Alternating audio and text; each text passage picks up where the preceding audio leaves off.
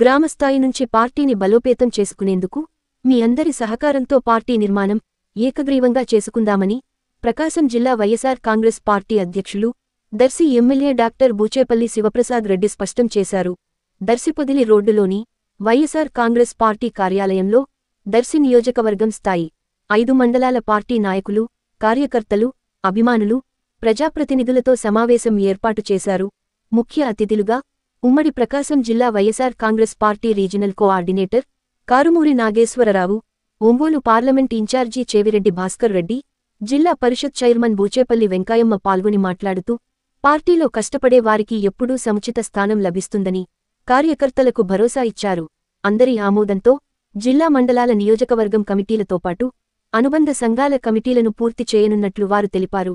కార్యక్రమంలో నాయకులు, కార్యకర్తలు విరివిగా పాల్గొన్నారు.